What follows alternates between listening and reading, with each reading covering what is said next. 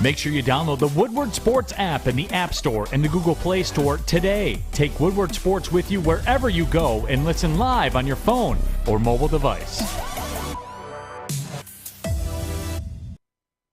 Good morning, everyone, and thanks for joining us on the Morning Woodward Show here on the Woodward Sports Network, also featured on The Roar on 99.1, 93.5, and 94.7 HD2. Good morning and happy Tuesday, everybody. What up? We have a great show ahead of us today. I know, right? Very it's so weird, Terry not here. But yes. Hopefully we only have to do this for a little bit on Tuesdays. But good morning. Turn Up Tuesday. I don't know. Turtleneck Tuesday, Turn Up Tuesday. I never know what to expect from you. Band Tea Tuesday today. What is that? Band Tea Tuesday. You're losing me. I went to a private show last night, so. Congratulations, It was you're great. important. I know. I have no idea what to tell you. It's fine. Good morning, Fish. How are you, buddy? Good morning, everybody. I'm doing good. It's good to hear, man. It's Fish always Tuesday. has on. I'll never understand Fish. He's always wearing something that's non-Detroit related, whether it's from Australia. I do have Detroit Lions gear, which I wear I've on never seen Thursday. it. I've never seen it. You have. I wore it on Thursday. You've seen it before. Yeah. Whatever, dude. Liar. I wore it on Thursday. You've seen it Whatever. before. Whatever. We got to get into the Detroit Lions draft talk, all right? No funny business today. 8:15, Jeff Iafrady joining What? the show. We got to talk about Cade Cunningham one more time. I can't help it. Got to do it with Jeff. Fan mock drafts at 8:30 and 9:30. Your submissions will be reviewed. At 8:30, we'll start taking calls. 313-552-6322. Overload Fish today, please. I really actually am curious to what you guys think the line should do on Thursday. But before we get into all that, we got to start with one very, very, very, very simple thing this morning, which is the Detroit Lions don't need to make things complicated on Thursday. All right? You are allowed to hit and miss in the NFL draft. It is one of the greatest mysteries in all of sports. If everybody knew what a player would or could be, every team would be very good. This is not the reality of football. And since the year 2012, there have been two teams with a 40.4% win rate in the NFL. You want to take a wild guess? The Detroit Lions, of course, and the Las Vegas Raiders. Now, why does that matter? Well, I'm going to go over their drafts from the year 2013 to 2021 and why this data will showcase it's okay to miss. It's okay not to overthink things. You don't need to be the smartest people in the room. I'll go over examples of teams reaching. So we'll start with the Raiders. 2013, the Raiders. Smartest people in the room, DJ Hayden, pick number 13. Complete miss for the Raiders. Now 2014, this is where their franchise really starts to turn around. Why? They draft Derek Carr in the second round at pick 36, an absolute hit. Khalil Mack at pick number 5, absolute hit. That following year, Amari Cooper, number 4 overall. That is a hit. It's a good wide receiver in the NFL. Carl Joseph, the following year in 2016, complete miss. And now this is where things get funny, guys. Pay very close attention. And all of 2017, the entire 2017 draft class for the Raiders, complete miss. The entire 2018 draft class for the Las Vegas Raiders, complete miss. 2019, they followed up number 4 overall. Colin Farrell, complete miss.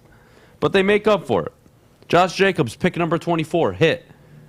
Abrams, pick number 27, hit. Max Crosby, pick number 106, hit. Hunter Renfrow, pick 149, absolute hit. Those are 4 feature impact players on the Las Vegas Raiders right now.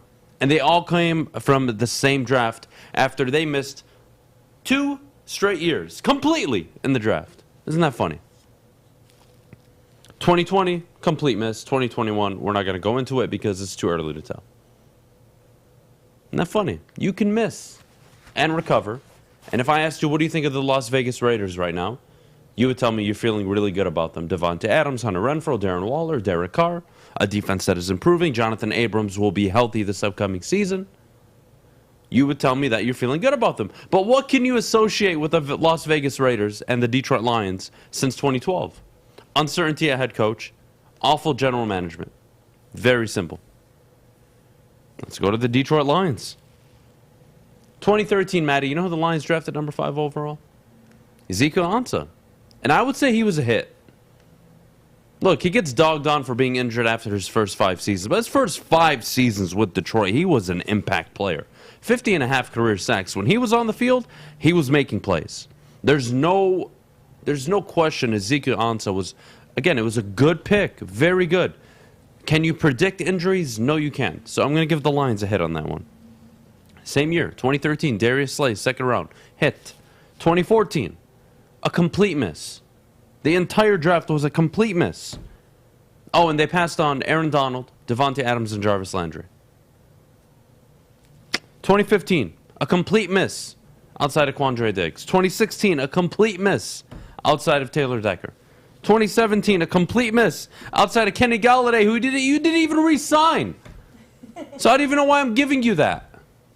2018, Frank Ragnow, Tracy Walker. All right, now we're cooking. Frank Ragnow, pick number 20. Tracy Walker, third round, pick 82. Not bad. But see, the Lions go 3 straight years completely missing in the draft except getting one person per year. They get one guy a year. But you can miss the rest of the draft picks and still kind of figure it out. 2019, I would say Hawkinson has been a miss. He's been too injury prone. What do you want me to tell you? He hasn't produced at the level you'd want. The number 8 overall pick for a tight end. Amani Oruwariye, breakout season last year, so you're probably feeling good about that, Detroit Lions fans. And all of 2020 was a miss outside of DeAndre Swift. Yes, Jeff Okudah was a miss. He hasn't played. So hopefully this year he has a very good season, but right now he has been a miss. What do these two teams have in common, guys? The Raiders won 65 games in that span. The Lions 64. Incompetent front office. Never stable at head coach. They have a quarterback that makes them better than what they are. And they're a 40% win team. Makes sense, right? What's the difference between the Raiders and the Lions over the last 8-9 years? And the teams at the top of the league? Stable front office.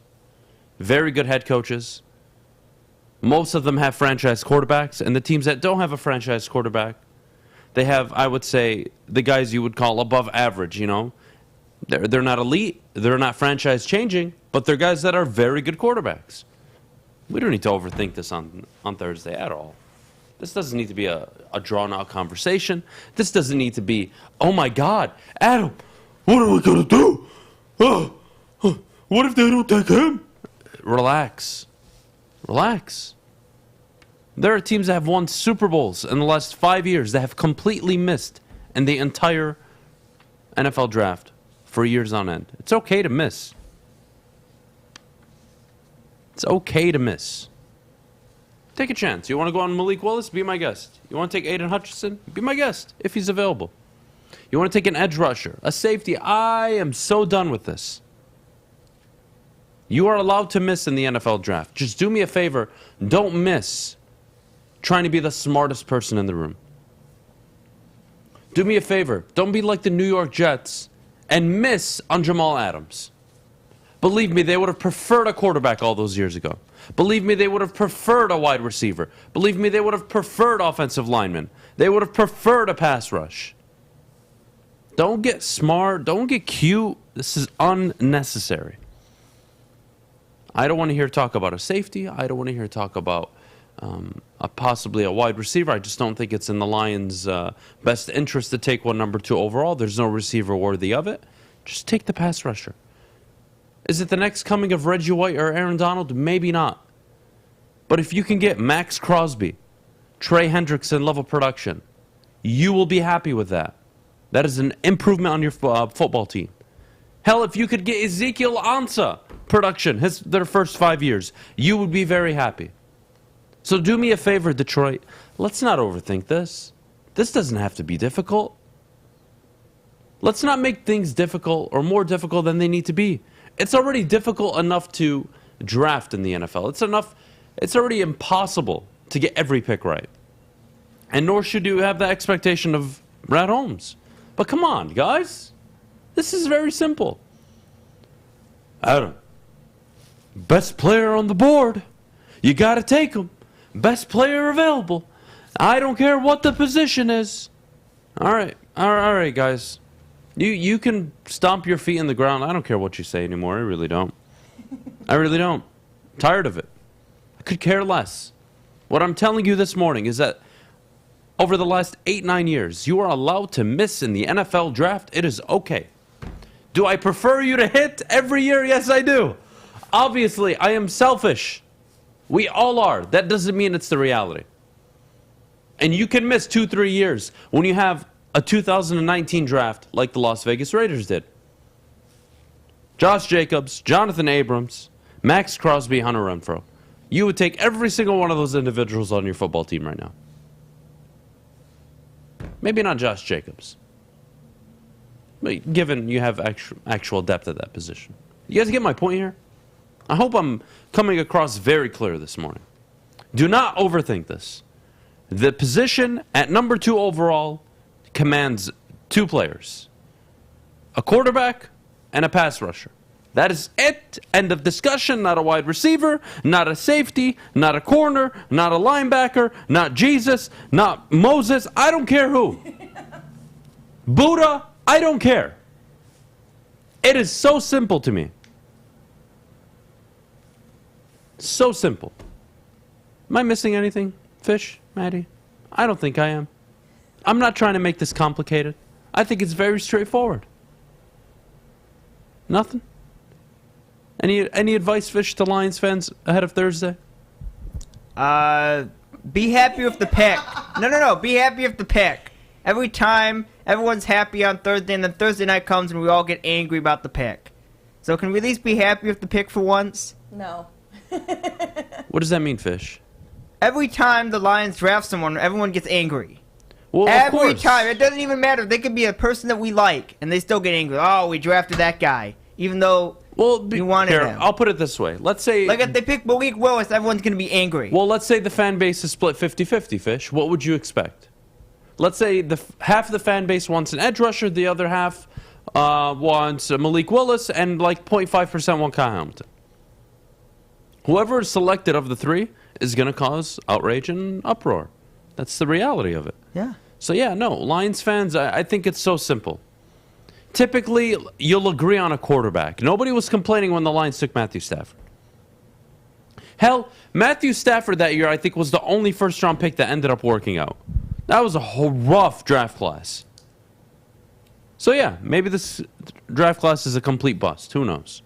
You don't know that. You can say, oh, well, at the top of the draft, it's not all that great. Yeah, you can say that now. And then in a year from now, you'll be like, oh, man, this draft had a lot of good players or a lot of bad players. I don't care. It's so simple, guys. This is so simple. Let's not complicate it. Let's not complicate it. Edge rusher or quarterback.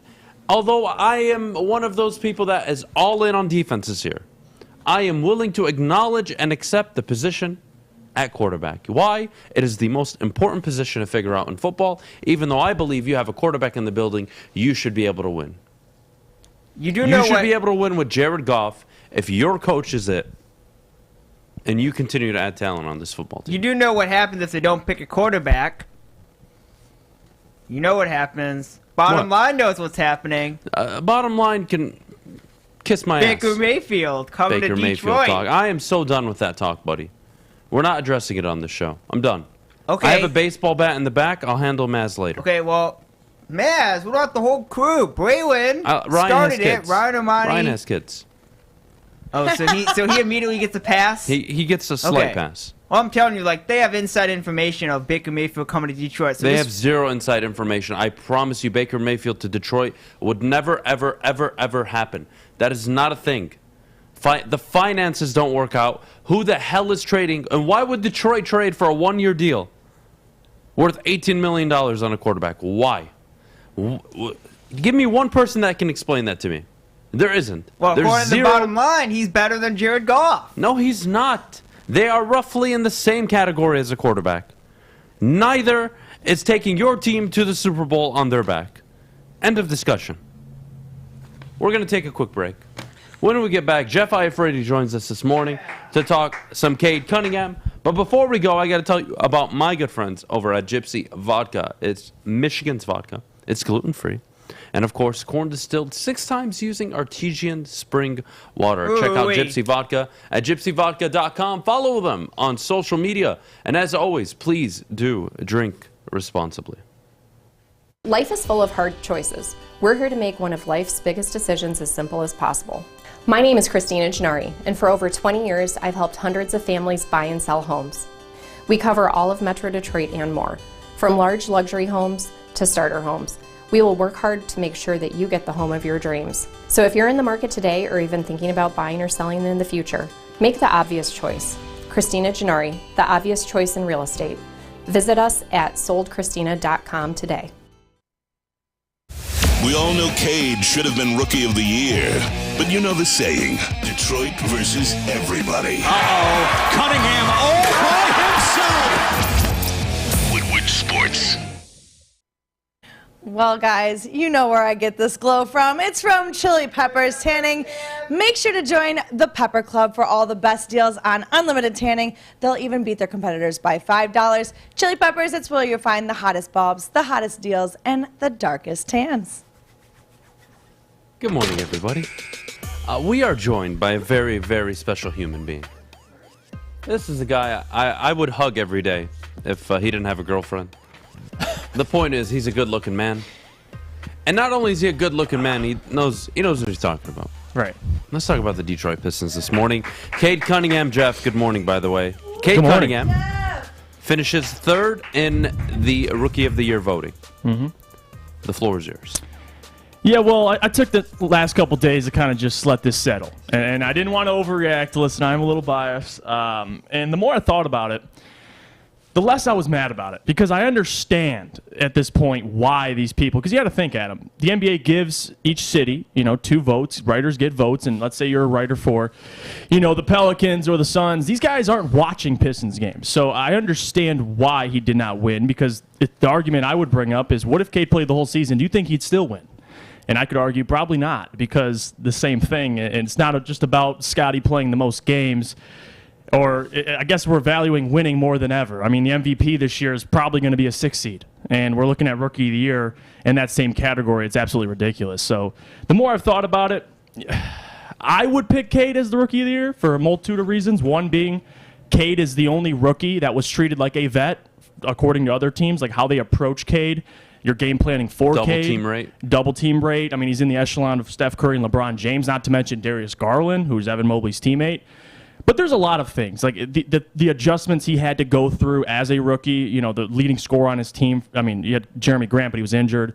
So there's a lot of reasons I would give him Rookie of the Year. But again, like these guys, there's an actual, I forgot his name off the top of my head. I believe it's Kevin something who voted voted Herb Jones for 3rd place. Right there tells you. Like, yeah, look, I think we've all had mistakes in our lives that we've made, and Kevin Pelton definitely made one of them. Jeff, I don't think you're biased to say that Cade Cunningham's Rookie of the Year. And I'm tired of having this conversation where we feel like, oh, well, it's a Detroit sports talk show. Immediately discredit everything about Cade Cunningham's campaign. Right. 17-5-5, the 10th rookie to ever do that. Mm-hmm. The only other rookie to do that who didn't win Rookie of the Year, Magic Johnson, by the way, who came out with? Larry Bird. Larry Bird. Yeah, so. What a guy to lose the award to. Right. And then for Jeff, I would like your thoughts on this. The simple folk mindset. Well, Kobe didn't win Rookie of the Year. Giannis didn't win Rookie of the Year. This is not a clear indictment on how the future of this player will be. Right. I get the point. I don't agree with it. Kobe wasn't putting up 17-5-5 his rookie year. Neither was Giannis. He was putting up 7-4-2. Kobe was putting up 6-1-1. I don't want to hear it. Yeah. No, especially the LeBron James and Carmelo argument. Like, Carmelo aaveraaged more points and his team was winning more games. And now winning matters, right? Yes. It didn't matter for Melo. No. Because LeBron was the face of the league, right? Yep. Mm-hmm. MVP voting, clearly, it doesn't matter if your team's winning. Yeah. Right? It's not, well, it's about style points and, who's more important. I thought winning actually mattered for these type of awards, except Defensive Player of the Year, Most Improved, and Rookie of the Year. Why? Because you look them in one specific scope of lens. Yeah. All right, who was the most outstanding rookie this year? How did they perform? good, bad, average, whatever. Now winning matters, Jeff? Right. I'm not buying it. Scotty Barnes, by the way, played a good game last night. And what frustrates me is, and he did. Well, what frustrates me as well as we value winning, but when these rookies are head-to-head and Cade's beating them, we don't value that. That's what I'm saying. So it's picking and choosing when winning matters, and that's probably what frustrates me the most. I mean, when these guys played together in the Rising Stars game, who won MVP? Cade Cunningham. So, I mean, these guys defer to him. Do we have to talk about the Pistons covering 20 of the last 23 games? Mm-hmm. And for those who don't bet, I don't care about the financial aspect of that. The point is, the Pistons were bet on to lose by a certain amount, and 20 of the 23 times, they either won or lost by a significantly less amount. Yep. That means they are competitive in those games. Competitive in 20 of the 23 remaining games, Jeff. I mean, I'm pretty fed up with people not acknowledging Cade. To finish a distant third, I thought was pretty embarrassing on the current voting structure. I think it shows the lack of professionalism because, yes, my job is to watch the Toronto Raptors, the Cleveland Cavaliers. My job is to watch every single aspect of every sport. That way I have the right information in front of me. Yep. If I'm just a guy that's covering the Pelicans, like you said, oh, you know what? Cade Cunningham played in Detroit. They suck this year. He's probably third on the ballot. That is an embarrassment to the award itself. It discredits the award completely. Yeah, absolutely. And if you're watching these rookies, like that, what frustrates me the most is Cade. I mean, watching these guys, and I love your point you made about doing a redraft. Who goes number one? Cade Cunningham. So if it's not about talent, and it's not about, like you said, LeBron, he was the most talented, he won Rookie of the Year, then what is it? Is it health? No, because there's only a 10, 15 game difference between all these rookies in terms of games played. Like, this isn't Joel Embiid when he should have won Rookie of the Year. 31 games. Yes. Joel Embiid played 31 games. I hate people that bring that up. So Cade played, what, 60-plus games? So that argument is ignorant. I think when you look at their teams, Cade went to the number one team in the draft, the worst team. I mean, I get it, there's a lottery, but how can you discredit a rookie or a guy like Cade because of his team? I think that's the most ignorant thing to do. If I told you that the first half of the season, Evan Mobley was the best rookie, would you agree? Yeah. And if I told you for the second half of the season, Cade Cunningham was the best rookie, would you agree? Yeah. How the hell did Scotty Barnes win that award? And that's what frustrates me. Evan Mobley, down the stretch, he's Rookie of the Year, he's Rookie of the Year, he's Rookie of the Year. Well, the race was closer than we thought because Scotty won. So the fact that Cade, there was such a drop-off. We were laughing at the Scotty Barnes was second. Yeah. Back in January, February. We were. Unbelievable. And we laughed when he won Rookie of the Month over Cade, when Cade was doing something that hasn't been done since Michael Jordan. Thank you. So I don't have an answer. What I will say is people will realize over the next couple of years, this guy is going Detroit's to take well over. Off. Look, I'm not naive. I think we all understand just how good this kid's going to be. Where I'd like you to take me next is into the offseason for the Pistons, what you believe they need to address. What are you looking for in the upcoming NBA draft? I think a lot of what the Pistons are going to do in the offseason depends on the lottery that is coming up in a couple weeks here. If they do land in the top three and they can get one of the big guys, Chet, Paulo, or Jabari Smith, that'll let me know that in free agency, maybe they do look at a Jalen Brunson. Maybe they do go out and look for more guards. But it really depends on the lottery because they need to know where they're selecting. If they land, 5, 6, or 7 and they get a guard, then that'll tell me something different in free agency. I just want to see how the Jalen Brunson's cards fall. That's really what I'm looking forward to the most. I don't think Miles Bridges... What is he looking for? 4 years, 80, 100 million? 80 was probably more closer to what he's looking for. But again, he's playing well in the playoffs. Is Jalen Brunson a guy that is a fit for this team? That's my question for you, given Killian Hayes, Corey Joseph. Cade's a 2-guard. He's going to be on the court 34, 38 minutes a night probably in the near future. That's just the reality. Where are you going to justify those minutes? Even though I agree Killian should be coming off the bench. Yeah. Jalen Brunson is going to, again, 4 years, 80 million. I'm expecting 28, 32 minutes a night. I'm only giving Killian 14, 10, 12. And I don't know how I feel about that. What would have to happen, honestly, to sell me on Jalen Brunson is you have to find a deal or a trade partner for Jeremy Grant. Because if you can trade away Jeremy Grant, clear up that $20 million, and you can kind of put that $20 million into Jalen Brunson, ball lineup maybe I'm on the good. Court. Because again, $20 million on Jeremy Grant. If I get a Jabari Smith, he fills that role. Jabari's on a rookie contract. I'll put that money to Jalen Brunson. Jalen Brunson right now, he's a fit. Yeah, but he's playing alongside Luka Doncic, very similar to Cade Cunningham in terms of their play style. It would be I would find it hard to imagine the Mavericks let Brunson go that easily. Yeah, and they had a chance to extend him early in the year. They have his bird rights, but they didn't negotiate a contract, and I think at this point he just feels disrespected. I'm curious to see if he does go back, considering how they did. They should have already had a deal done. The fact that he's hitting free agency right now in the open market, I think, is a little worrying because they're going to have the Knicks, the Mavericks, the Pistons.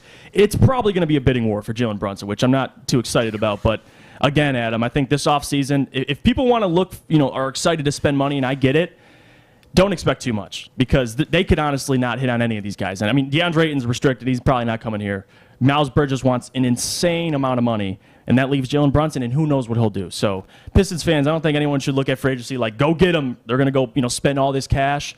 But they're definitely going to make moves. I mean, they got to fill some holes. They're trading Jeremy Grant. Yeah, I don't think this is a conversation anymore. That's going to happen. It has to happen. And that'll clear $20 million up. It's So not only for cap purposes, not only for chemistry purposes, like, we're wasting Jeremy Grant's career. All right, he's a good player.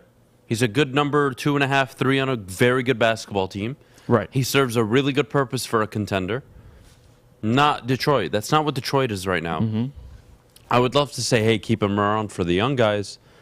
He doesn't really fit in, man. He doesn't really fit in. Yeah, especially because he's on his contract year as well. So if you're going to keep him, are you going to extend him? I think you trade him for a first-round pick and you just move on, and it was a decent deal. Yeah, I agree with you. Get a lottery pick, take someone else, and then you can have more money to play with. But I think this offseason, I don't think it's going to be an all-out, spending, offseason. Troy Weaver said, I want to be aggressive, but I want to be, do my due diligence, not overstep the rebuild and go out and, drop all this money on a guy. It's a young team. Right. Killian Hayes, Sadiq Bey, Cade Cunningham, a potential top 3 pick this year. Mm-hmm. Are you really going to spend big money? Right, no. I don't think so. I still think the Pistons are 4 or 5 years away from contending in the Eastern Conference. Yeah. And that's with or without a free agent. Mm-hmm. You need these guys to develop. They need to find their timing, right? The Golden State Warriors showed, hey, you draft the right young pieces, you can build your own dynasty. It doesn't have to happen through free agency. The Mark Jackson 50-win Golden State Warriors, young Clay, Steph, they bring in Steve Kerr, they mature, champions. Right. And that's kind of that's why the Golden State Warriors... That would be the build. Look, I'm not saying Clay, Steph, they're all here right now, obviously, but don't tell me you can't build through the draft and that you only need free agency. Go ask how Brooklyn feels right now. Yeah. They went all in free agency. Boston, they built to the draft, and they're up. I mean, they just beat them. They just swept the Nets. Yeah, so, I mean, again, I think the Pistons are on the right track. They're putting these pieces together, and they have a young core together. I think right now the move is to try and trade Jeremy Grant, get a lottery pick. I think that's Would you do ideal. Would you make a move for Zion Williamson? Hell no. Thank you. Hell no, and that's a lot of reasons. I mean, we stay away from people that their diet consists of Skittles and Mountain Dew. We have to figure out if he loves the game of basketball, and everyone wants to go out and get Zion, or not everyone, but Bill Simmons posted the idea. But yeah, I mean, people are going to pose those ideas all the time, Zion and whatever. Just stay the course. They're doing just fine.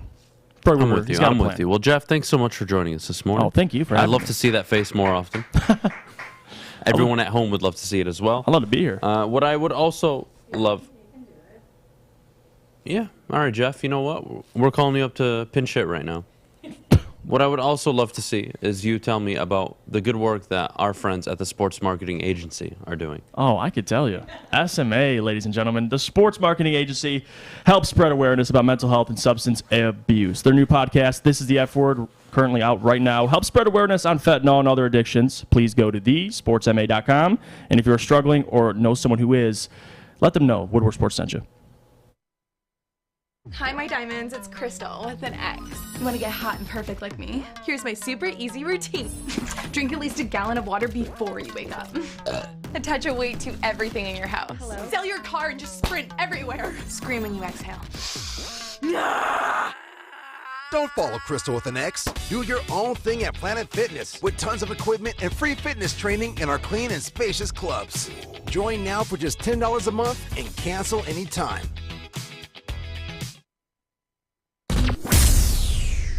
Detroit Sports by Detroiters and for Detroiters. This is Detroit Sports Network. This is Woodward Sports.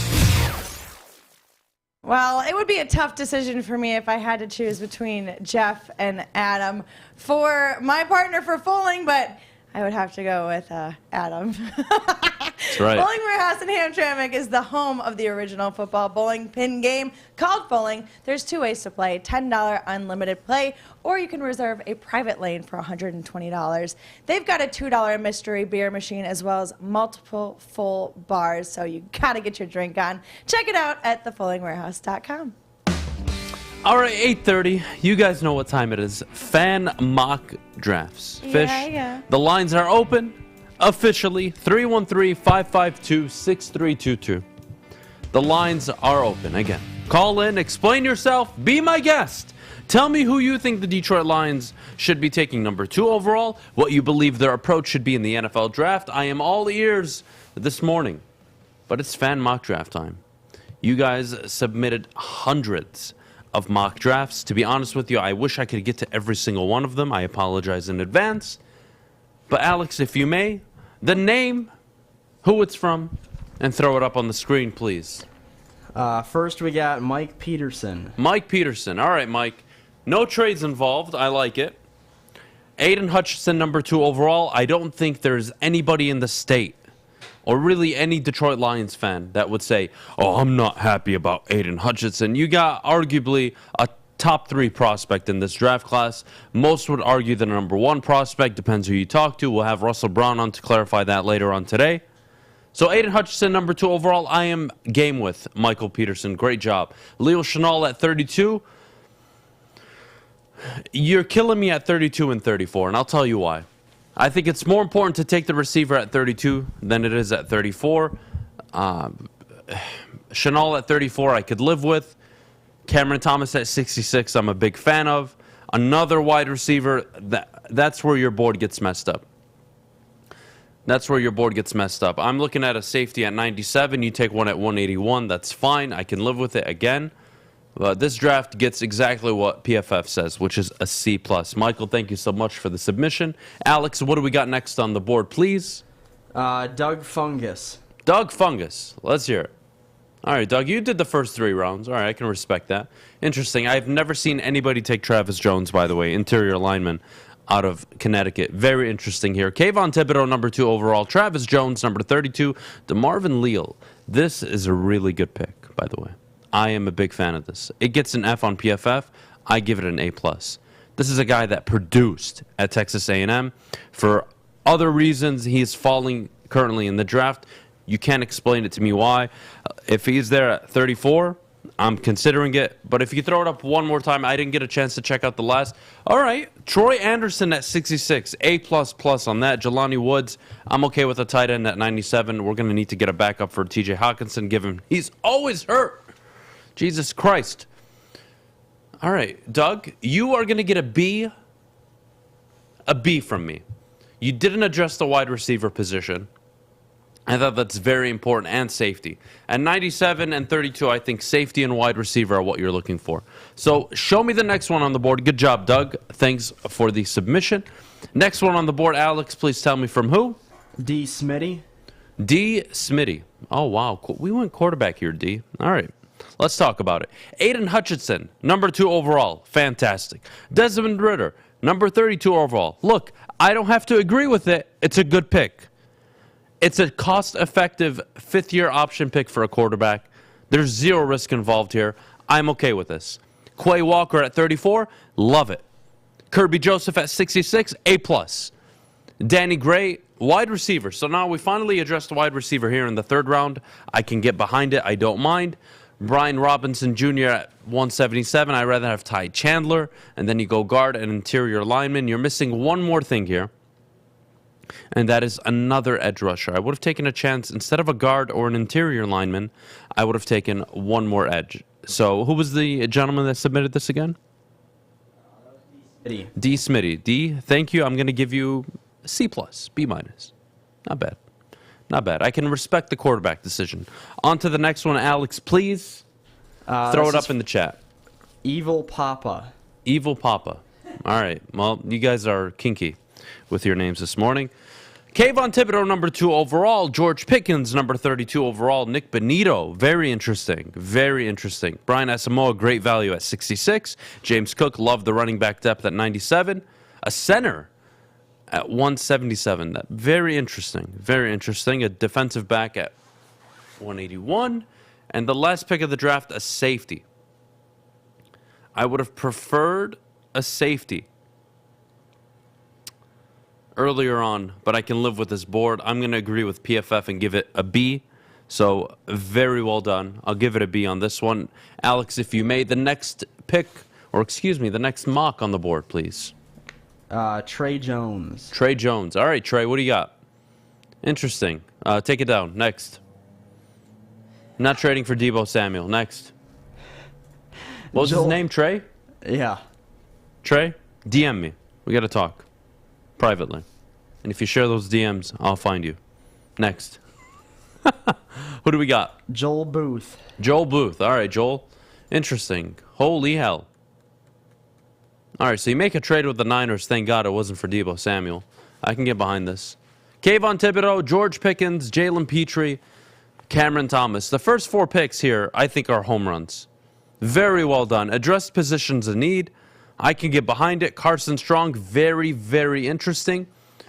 Damon Clark, again, this is somebody who was injured in the offseason. We'll see how far he does fall. I still think he was a 4th-round pick regardless. I think you can get him later, but I don't mind it. Brian Robinson Jr., I've seen that a lot. And then Leon O'Neal Jr. out of Texas A&M, interesting final pick at safety. I would have liked to seen a safety on the board earlier. Carson Strong at 105. I can't hate it. I would have definitely gone safety at 105 or 134, but I can get behind it. Not bad. Who's this from again? Joel Booth. You get, I would say, a B-. I'm handing out good grades today. I'll give you a B- on this, George. I love the first 4 picks. It kind of falls off after Carson Strong. Next pick, or excuse me, I keep saying pick. I'm not sure why. Next mock draft. Submitted, please. Who do we got? RCM? Guys, do you not have real names? Joel Smith. Anthony Thomas. I would appreciate real people talking to me. This is why I'm so happy Elon Musk bought Twitter. Oh, do we? All right, well, this is why I'm happy Elon Musk bought Twitter, by the way. Fitch, could you tell me who this is and who I'm talking to before I even jump on the phone right now? Sure, you're talking to I'm Salty on YouTube. He is on the air if you would like to talk. You guys got to whip your headphones out there. So he wants to talk, obviously, the draft. How do you not? And what the Lions are going to choose.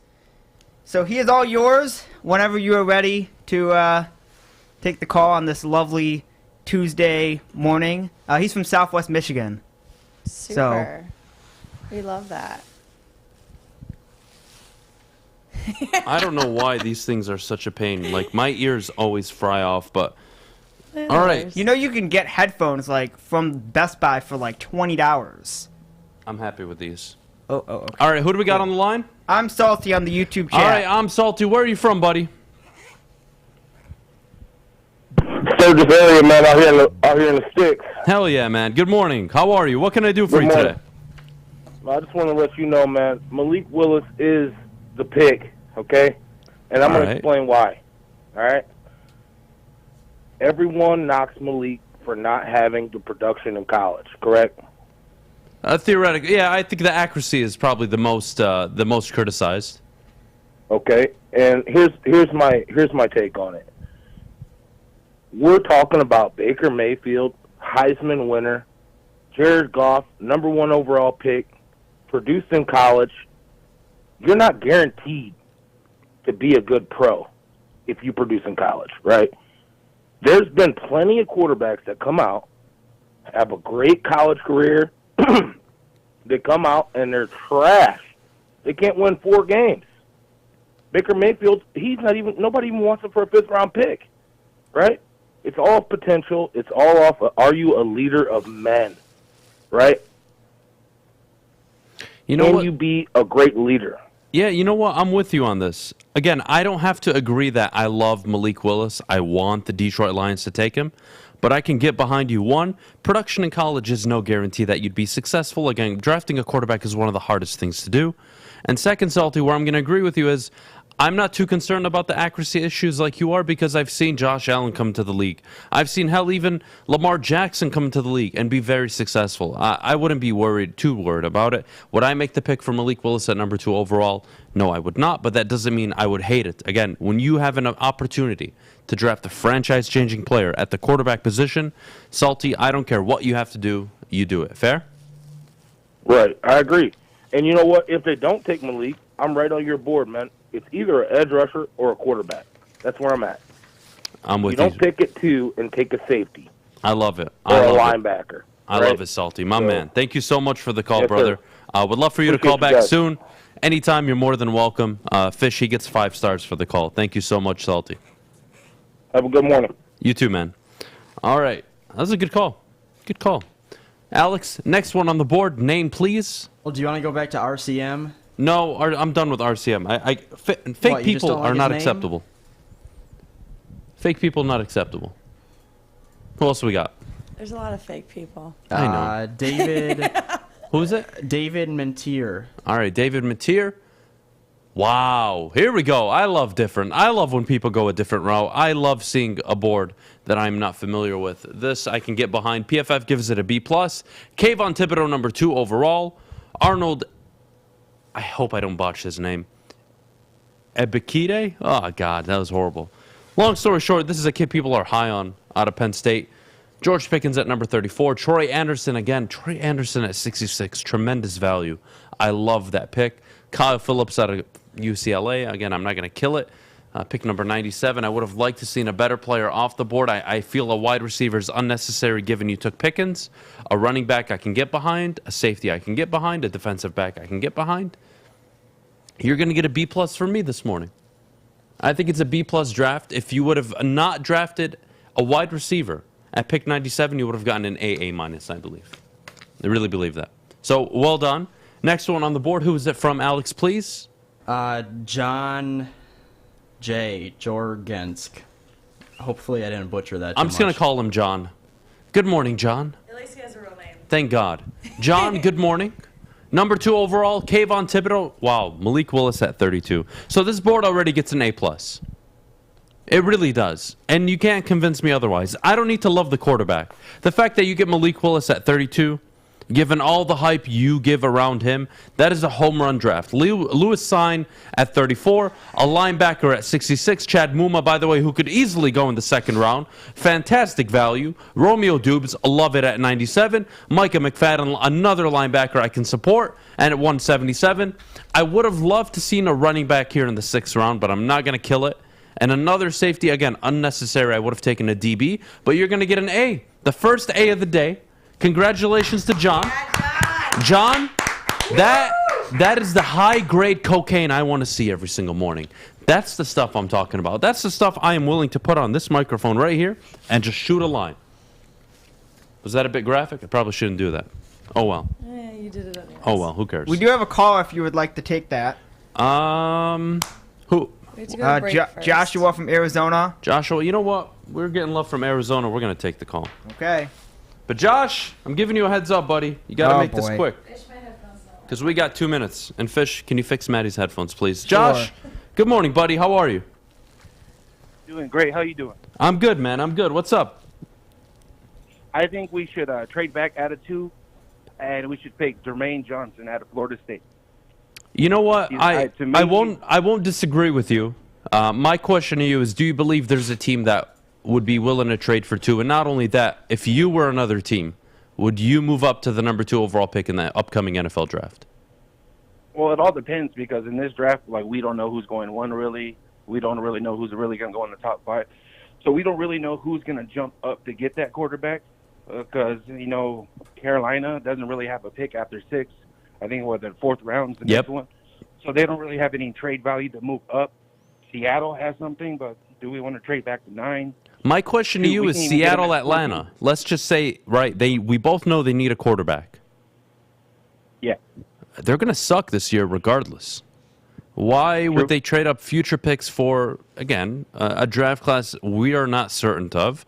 Unless, again, they're in love with Malik Willis, they're in love with one of these guys, go for it. I would love that. Believe me, nobody would be happier with a trade back than me. I just don't think it's the year. I don't see anybody trading up to get any of these guys? We were in the same position we were in 2020 with Okuda, because nobody really wanted to jump up for a quarterback. Everybody was all hesitant-wise, but who knows? That's just my hopeful scenario. We just trade back because I think Jermaine Johnson, at the end of the day, would be the best edge rusher out of all three of them. I love to hear it. Well, thank you so much for the call. Thanks for the support out in Arizona. I can't thank you enough again. Interesting. Again, somebody who wants a trade back. I've heard it a ton. I think we all do, given the investment in draft capital. I just don't think it's possible. But you know what is possible, ladies and gentlemen?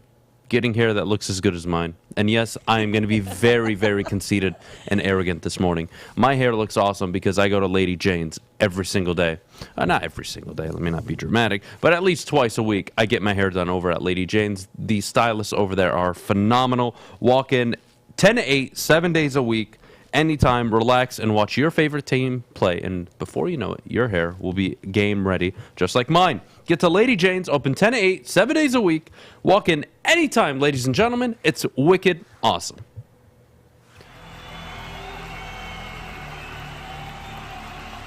He's going deep, right side. Oh, that is Edwards out there. He goes up in the air at the goal line. Hey, it's Brandon Edwards here, wanting to welcome the sports marketing agency to Woodward Sports Network, to the family. Glad to have you guys. For the last decade, the sports marketing agency has literally leveraged athletes around issues such as mental health and substance abuse. Glad that we can finally start trying to get the stigma off of mental health that's been there for all these years. You don't have to go to the beach, man. You don't have to get your butt crack full of sand. You just need a little chili peppers, man, to get that glowing beach chili peppers tan. Woo! With 26 locations in the Metro Detroit area and more coming, Chili Peppers Tanning is where you'll find the cleanest salons in the D. Join the Pepper Club for the best deals on unlimited tanning. Head to chilipepperstanning.com. You just need a little chili peppers, man. Winning is a habit. So is listening daily to Woodward Sports. We're glad you're a winner, and thanks for listening. The Woodward Sports Draft Party live Thursday, 7:30 p.m. Woo! At the Brass Rail. I am so excited. The draft is finally here. Are you going to make it to Friday or Thursday? I will make it to Thursday. Okay. Why? Am I going to die before then? I don't know. Shut the hell you up, gotta Fish. ask me. Shut the hell up. Let me finish what I'm doing here. Join the Woodward Sports family all day for the full, complete first-round draft coverage. Join us at 7:30 at night. Again, we're covering the entire first round up until the Lions make their final pick at pick number 32. And it's brought to you by our good friends over at Syntron, Planet Fitness, and Gypsy Vodka. 8:47, Tuesday morning. Feeling pretty good. Good start to the show. We got Russell Brown, 9:15, top of the hour. Top of the hour, we're going to go through a full first-round mock draft. It will be likely, the final one we will submit before Thursday. He had his whiteboard going yesterday. I don't know if you saw that. I did. He texted me all night. He wouldn't leave me alone. I love Russell, though. Love him. I love him. But, guys, right now what I'd like to do for the next 12, 13 minutes is break down the timeline of success for the Detroit Lions. Now, what do I mean by that? Well, my definition of success should be very apparent by now. You guys have listened to me for almost a year now. I've been as consistent can ever be. Being a successful football team isn't just Super Bowls. What it means is you're competing for your division. You're winning playoff games. You're competing in the playoffs. Competition. This is what the sport is. It's competition. And the success that comes along with that is the ability to play in NFC title games, the ability to play in a Super Bowl.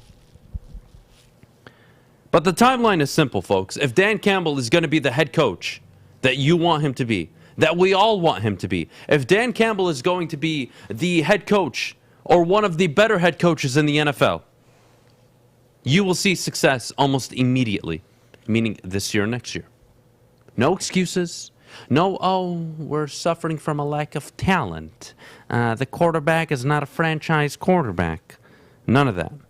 This season, you should expect 6 to 9 wins from this football team, given the schedule, given the improvements you expect to see in the NFL draft, given how they look down the stretch with Ben Johnson and Dan Campbell overtaking the offense. Jared Goff, I believe, is one of the better bridge quarterbacks in the NFL. And the Lions are positioning themselves, and as they should position themselves, to put together a roster that would allow any young rookie quarterback to walk in and assimilate almost instantly and deliver instant success, similar to a Russell Wilson, similar to a Dak Prescott. That should be the goal for the Detroit Lions. Being able to build the best situation possible for a future quarterback that you will have to address, by the way, eventually. So, yes, Detroit, you won't have a top 5 pick. I understand. Adam, if we win 6 to 9 games, well, we're not going to pick in the top 5. All right. Don't worry. I have all the answers. Don't worry. Just listen up. I'll tell you quarterbacks that were taken outside of the top 5 over the last 10 years. And you tell me if you'd like to have them on your team or if you'd like to have the opportunity to select them. We'll start with as recently as Justin Herbert and Jalen Hurts. This thing is so annoying, by the way, but let me continue. Just in case. Josh Allen, pick number 7. Lamar Jackson, pick number 32. Patrick Mahomes, pick number 10. Deshaun Watson, pick number 12. Dak Prescott, 3rd round. Derek Carr, 2nd round. Jimmy Garoppolo, 2nd round. Ryan Tannehill, 8th overall.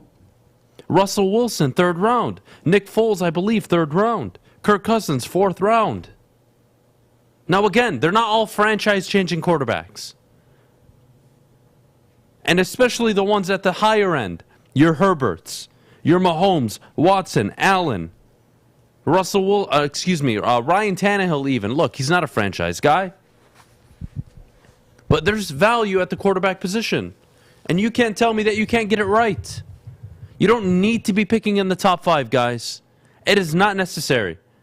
Yes, there can be a draft class where C.J. Stroud and Bryce Young are the first 2 quarterbacks off the board, and a guy picked in the 4th round ends up being better than both. Don't believe me? Go back to the Marcus Mariota and Jameis Winston draft class. It's that simple. You don't need to be picking in the top 5. Now, do your chances increase if you're picking in the top 5 to get the quarterback you want? Sure. No denying that. But it's not everything. It is not everything. You don't need it, Detroit. You don't need a top 5 pick to get the quarterback. You know what you need? A competent front office scouting department. People that can identify the quarterback that they want and move heaven and earth to get him. Just like John Dorsey did, by the way, in Kansas City, and he's not part of your executive staff. The timeline for success is simple. Do you have a competitive football team in 3 years? And if the answer is yes, you're on the right track. Again, Detroit, I don't need a Super Bowl in the next 2-3 years. I don't need an NFC title game. What I need is you to show me you can win your division, step 1. And if you can win and compete for your division most years, you are delivering a good football product that this entire city will get behind. Second, you want to win playoff games. You want to host playoff games. And how do you do that? Winning your division. Building a football team that can win anywhere. On the road, at home, doesn't matter. Having a head coach that is respected around the league. John Harbaugh has won in his career with Joe Flacco and now Lamar Jackson. Now, Lamar Jackson, again, a very good quarterback. He's not elite yet. Yes, an MVP quarterback, but he still needs to figure out his arm mechanics. And when he becomes and develops into a very good passer, well, the Ravens are going to have something. But they have shown they can win games even without a franchise-changing quarterback. Again, compete for your division. Step 1. Win your division. Host a home playoff game. Win some playoff games. And if I told you, Detroit, in 10 years, in the next 10 years, you won 3 division titles, 4 playoff games, and you didn't even make an NFC title game, or you made 1, you would look back at those 10 years and say, well, every 3 years we were winning our division. Every year and a half, 2 years, we were winning a playoff game. Yeah, we were competitive for that decade. We just missed X, Y, and Z, whatever it was that stopped you from going any further. Whether it's a quarterback later in this year's draft class, a quarterback early on next year or later on next year in the draft, or even in 2024, where you draft a quarterback, it doesn't matter. Because all the teams at the top have one thing in common. They figured out the head coach and GM thing. Yeah, they may not have the best quarterback in the league. They got the GM and the head coach. Boy, it's nice when the guys in charge know what they're doing. It's a really good feeling. That's the play, Detroit. Looks like you got the GM. Do you have the head coach? To be decided. But if you do, and you hit on both, congratulations, Detroit. You will have a successful football product for the next decade. I can guarantee you it. The rosters of these teams that are typically at the top, balanced, obviously with some very talented players, but they're balanced. The elite teams, yes. The competitive teams have franchise quarterbacks, yes. Joe Burrow, Patrick Mahomes, Josh Allen. We get it. The sexiness, I got it. It's appealing. But you know what? There are still just as, if not often more successful teams, like the 49ers, like the Baltimore Ravens, that can win without the franchise guy, the guy that can make any throw. You don't need it. You want it. It increases your chances. Get the GM head coach thing right. You'll figure out the rest.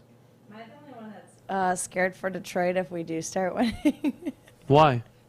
Because every time we win, it's like we just won the Super Bowl, and everybody goes, This town, absolutely crazy. There is no sports franchise that deserves a winning football product more than the Detroit Lions.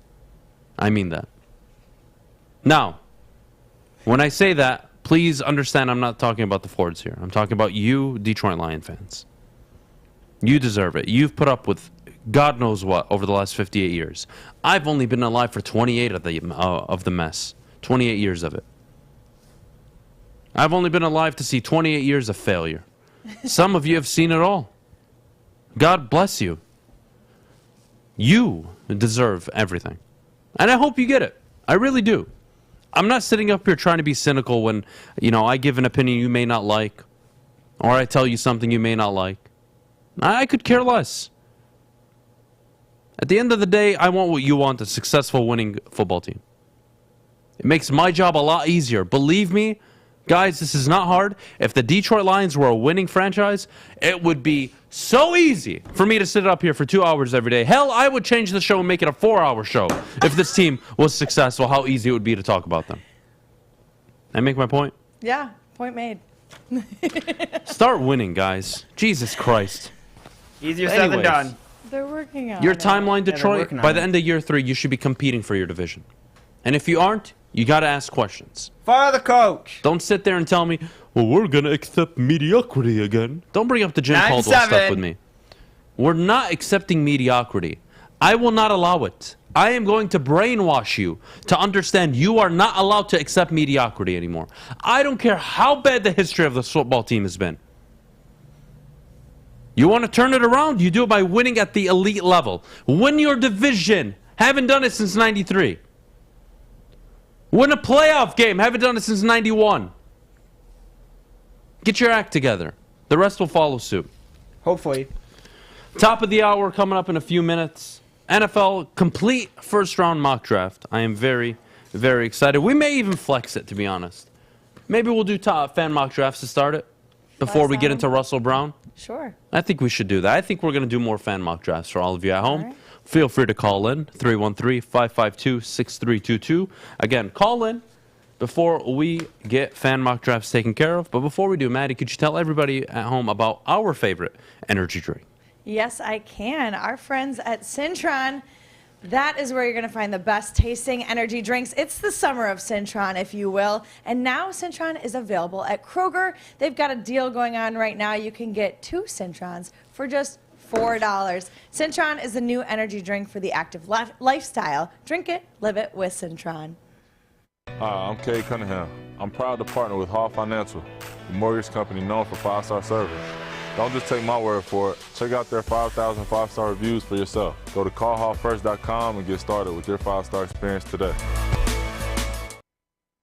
32 teams, 7 rounds, 224 young men who today are about to become players in the National Football League.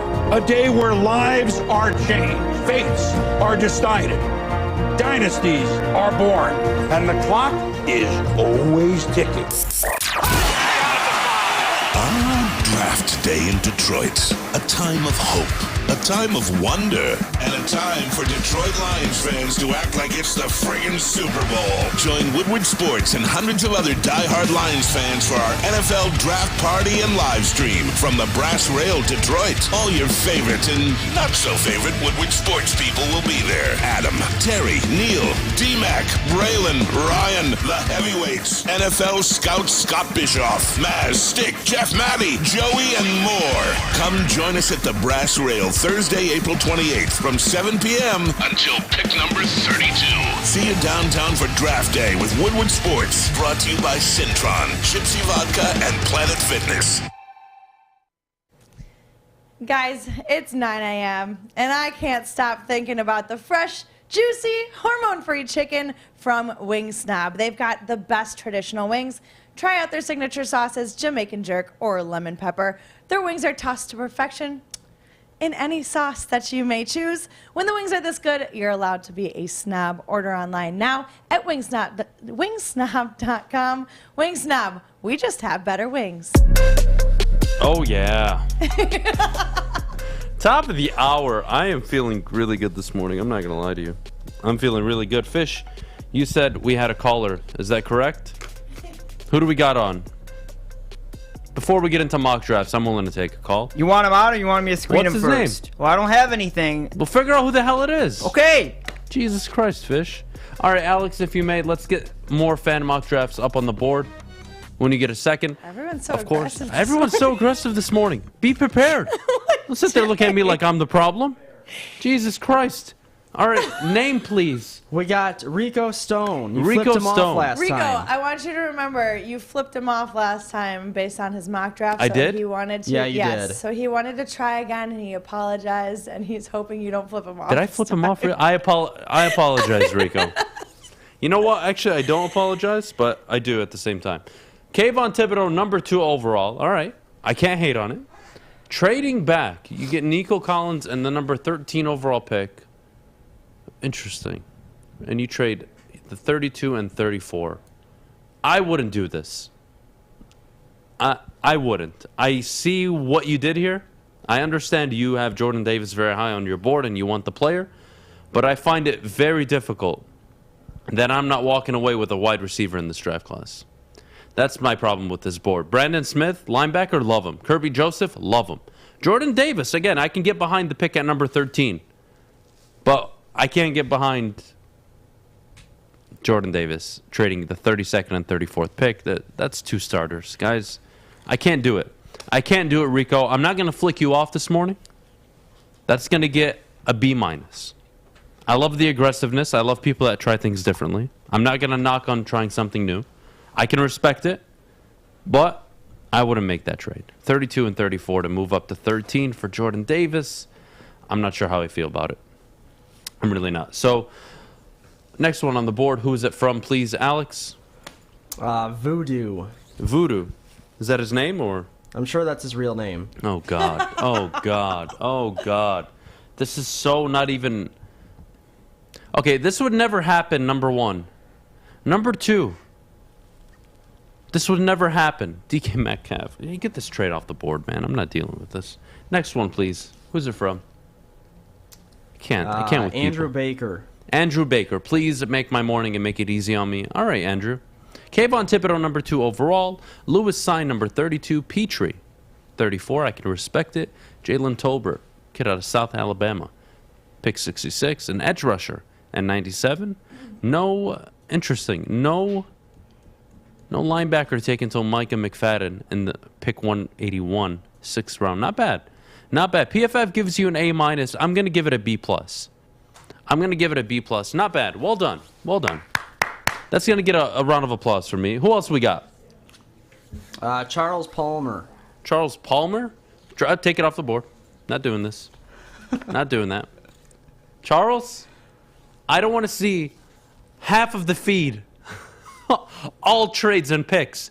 What the hell are you going to do with all those picks, man? Jesus Christ. Next one, Charles. Come on, man. Submit a better one. Jesus. A job on Malik Willis. Ross.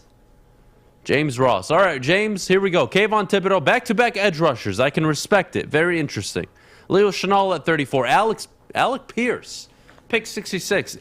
PFF gave you a D. I'm giving that a B+. I think that's a very good pick. Dane Belton out of Iowa. I am okay with that. I love the running back depth. I love the tight end depth. I think the only thing you're missing here is a secondary player at the corner position. Interior alignment, again, I don't mind it. Curtis Brooks out of Cincinnati. PFF gave you an A+.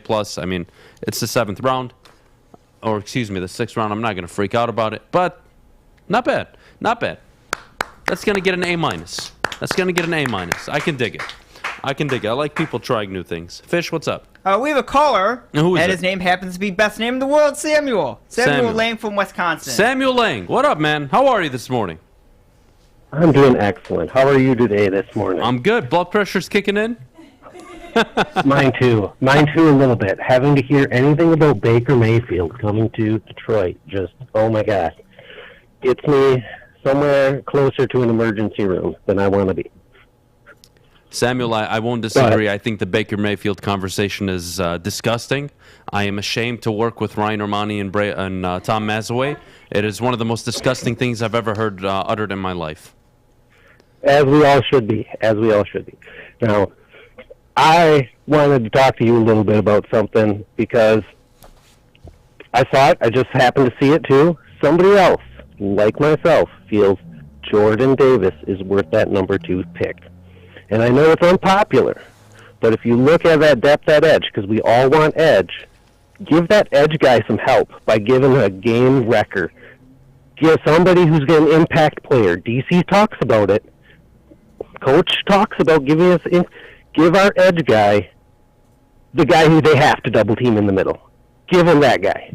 That's what I'm saying. Find us our edge rusher. We can get Mafe. We can get a Negbear. That's my thinking. Give him that help on the inside, and we will get our pass rusher. Samuel, It's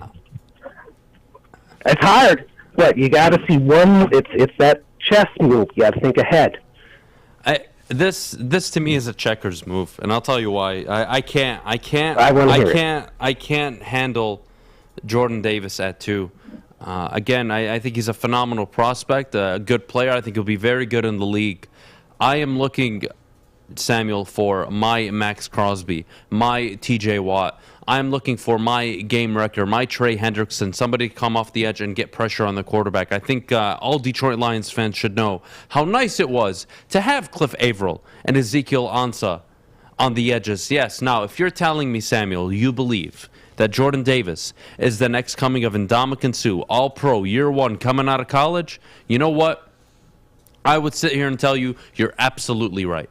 But Ndamukong Suh in college, I believe his last year, 23.5 sacks. He was a menace. He was one of the greatest prospects to come out in that draft. How the hell? By the way, thank you to the Rams for taking Sam Bradford that year. But regardless of the point, Samuel, I don't think Jordan Davis is an Ndamukong Suh type level player.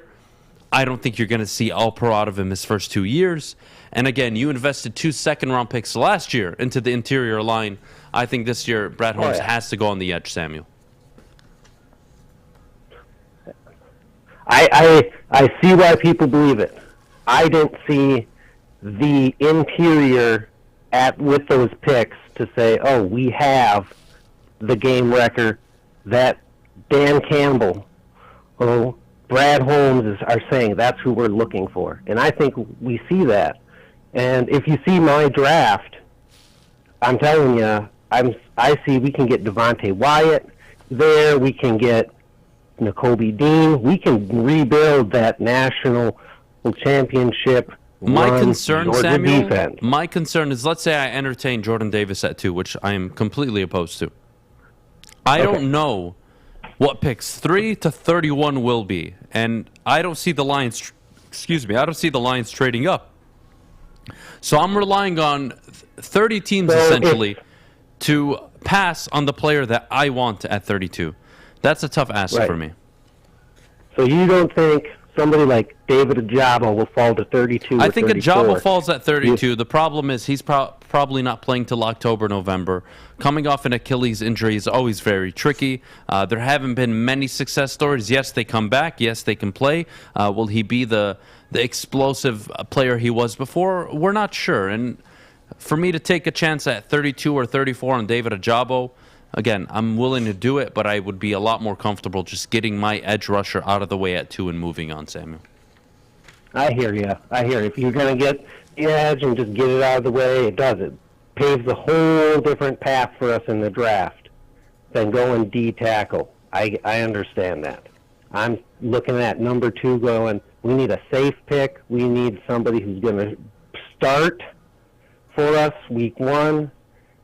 And I really look at Trayvon Walker with like, okay, he'll be our edge guy.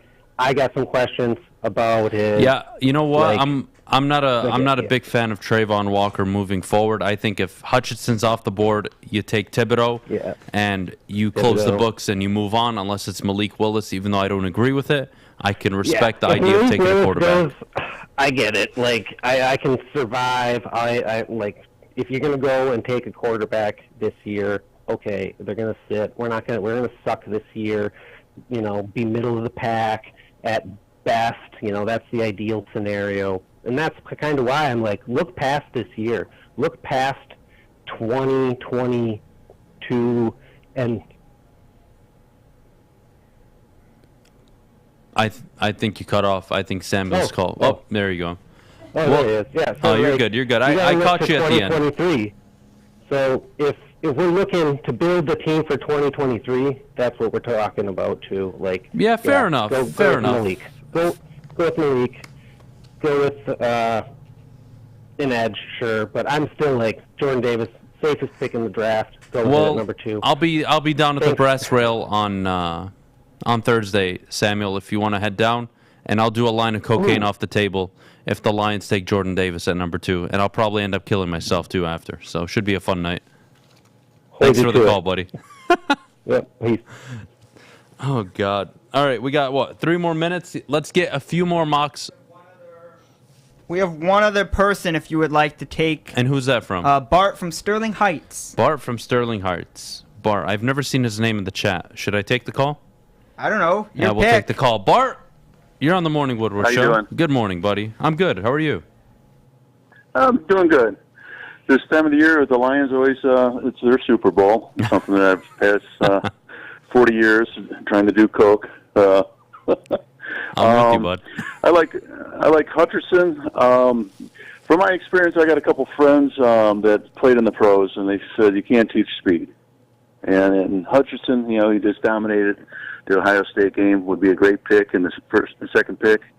Love the trade the 32nd. With possibly I think Seattle, get a couple more picks in the second round. Go with the defensive tackle from Connecticut. Okay, Travis Jones, I believe, correct?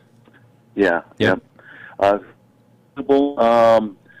Definitely probably take either a corner or a safety. The kid from Baylor, the safety, he's got speed. That I like where your head's at. A lot of defense. I can get behind that 100%. The other thing would be, if not, you could double down with another defensive end later on. Sam Williams from Old Miss. He's a fast defensive end. I think he had 12 sacks. Linebackers would be Anderson from Montana, another fast linebacker. And I like Beavers from Cincinnati. If Hutcherson's not there, would you have taken Parsons last year with the second pick overall? Ooh, if Parsons on the board. So I wanted Parsons last year, to be honest with you, at number 7. But I was surprised when Penei Sewell fell. So I'm not sure. It worked out either way for the Lions. They were getting a good football player, and it came out later that the Lions would have gotten Parsons had Penei Sewell not fallen. But Yeah, look, I mean, an impact player like Micah Parsons, yeah, I'm considering him at number 2. That's a guy, again, once in a decade type player to come out at that position, be able to get to the quarterback, drop back in coverage, stop the run. That is a complete player. I would definitely consider it. You know, the one thing I look at is the kid from Utah. You know, you look at the tape, and that kid is Devin Lloyd? speed, talent. He can rush. Yes. Yep. You know, I got a gut feeling that he's going to be the Parsons of this year's draft. You know, he's just going to be whatever team gets him. You know, he's going to be a player. The other thing I look at is having. I do have some cocaine. It's a quarterback later in the draft. Would be the kid from I think it's Southeast Louisiana State, Kelly Cole. Yep. Kelly. He's the MVP of the National Players Association All-Star Game. Also the Walter Payton Award, and if you look at his completion was I think 73%. Mm-hmm. You know, that's something you can't teach. Being able to hit the receivers. He also can run. You know, I think he had 10 touchdowns rushing. But it's Walker would be another choice in the second round. You know, a running back similar to Curley that. Goff had in LA. I am so glad you brought up Kenneth Walker.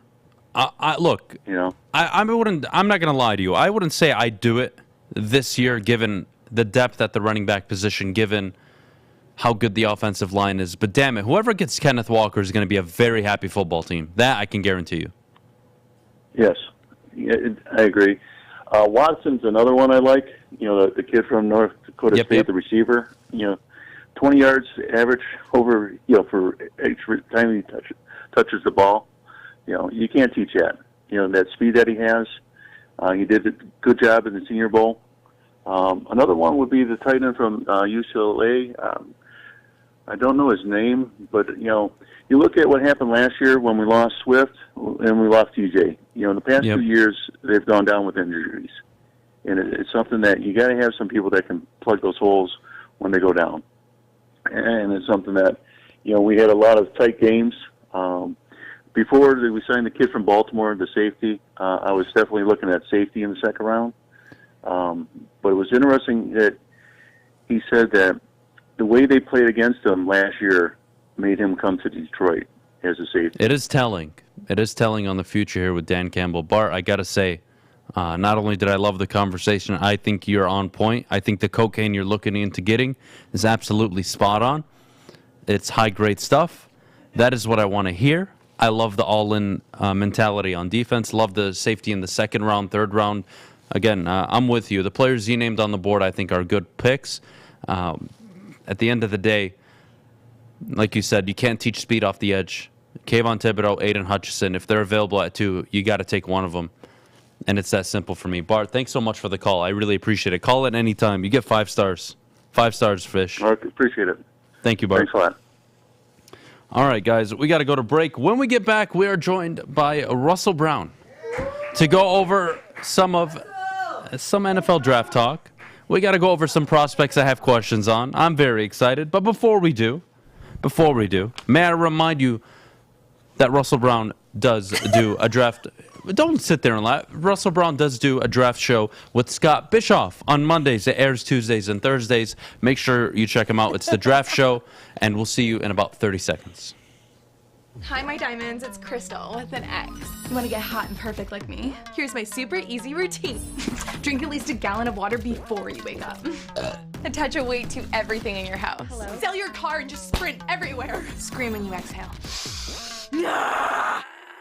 Don't follow Crystal with an X. Do your own thing at Planet Fitness with tons of equipment and free fitness training in our clean and spacious clubs. Join now for just $10 a month and cancel anytime. Cintron is the official energy drink of the Red Wings, proud partners of the Detroit Pistons, and exclusively served at Little Caesars Arena. If you're looking for premium ingredients, long-lasting energy, balanced hydration, essential vitamins, and great taste, Cintron is your top choice. The only sports network in Detroit that starts with a W.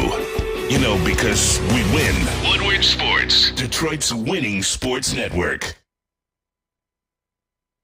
Sticker Genius, as you could probably hear Fish screaming in the background, is the official sticker and signage sponsor of the Woodward Sports Network. To my right, you can see Fish standing behind, or excuse me, in front of the Planet Fitness studio wall mocks that Sticker Genius put together. It's a great wrap. They did it in a day. Great concept, great quality. Got to give them credit. They did such a phenomenal job. So when it comes to your sticker and signage needs, think Sticker Genius and let them know that Woodward Sports sent you. All right, 9:17. Russell Brown. My headset just fell off. What's going on, Russell?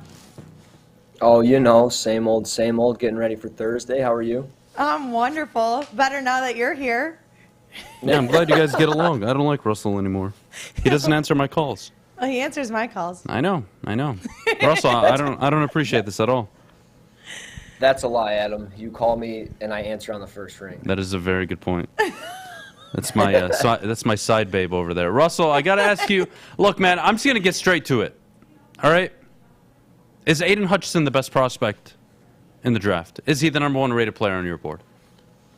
He is. I mean, it's close. But, yeah, I think he is the best pass rusher in this draft. I love the energy, the motor that he plays with.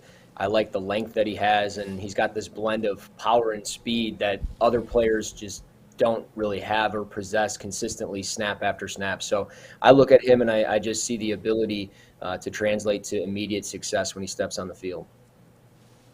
All right, fair enough. I have concerns, as do most people, with the idea of taking a Jordan Davis or a Kyle Hamilton at number 2 overall. Can you walk me through the pros and cons of drafting? Forget, again, the value of the pick, who the Lions are. Walk me through the pros and cons of selecting a player like Kyle Hamilton or Jordan Davis.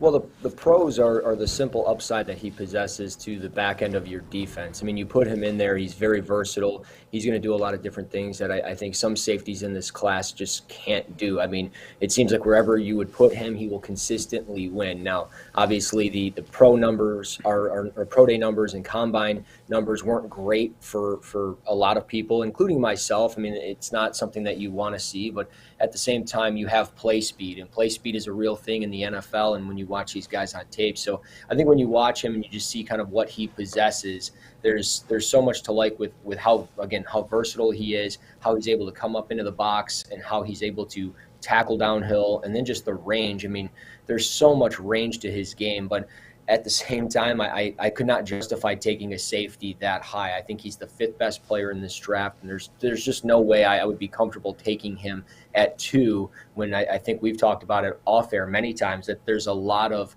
talent in the back end of this draft in the middle rounds where you can get not a better safety, but a quality safety.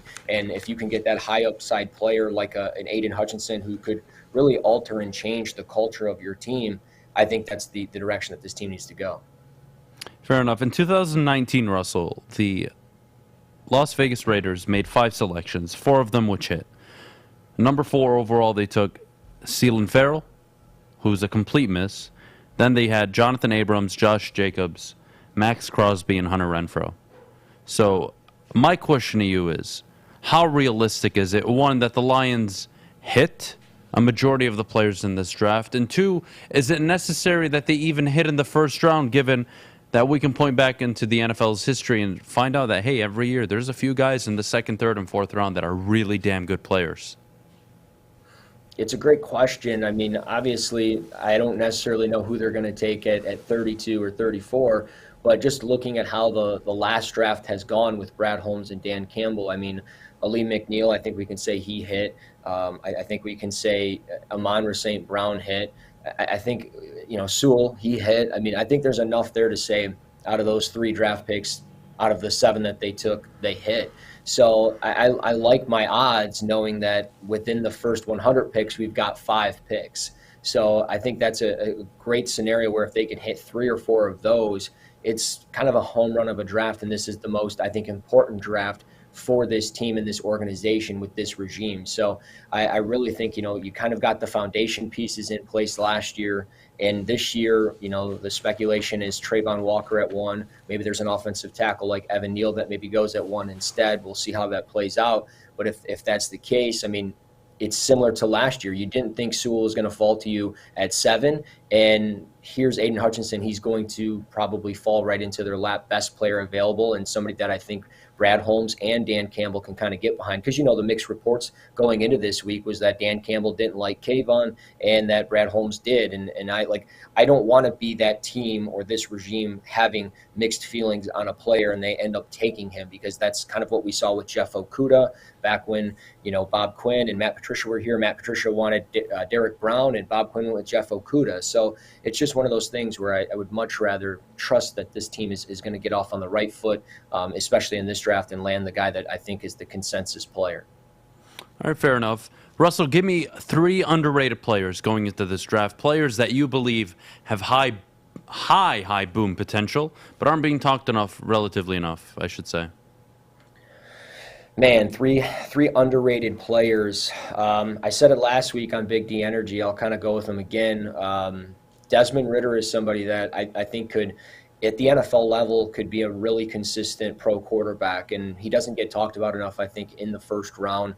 I think a team like Tennessee makes a lot of sense. Luke Fickell, Mike Vrabel, those guys are like, best friends, and I think Luke Fickell's really hyping up Desmond Ridder to probably anybody that will listen. So I think Ridder to the Titans makes a lot of sense, but also a team like the Saints would make a lot of sense. So I think there's a lot of landing spots for him where he can become successful, and where I think there's some really good bridge quarterbacks in place for another season or two, and then Ridder can kind of take the reins and do his thing, and I think that's going to work out well for him. So I think obviously there's a lot of boom potential there if he hits, but obviously there's a lot of bust potential because it's the quarterback position, and obviously we know the stress that a quarterback has when he's in the NFL. But aside from that, another boom candidate, I guess, would probably be the wide receiver Chris Olave. I think he is somebody that he's going to step on the field and he's going to be that impact player, I think, from day one. He's not my top receiver, but it's close. He's my number 2. I think he's just so consistent, and he's one of the best route runners in this class, if not the best route runner, and he's just such a natural separator. So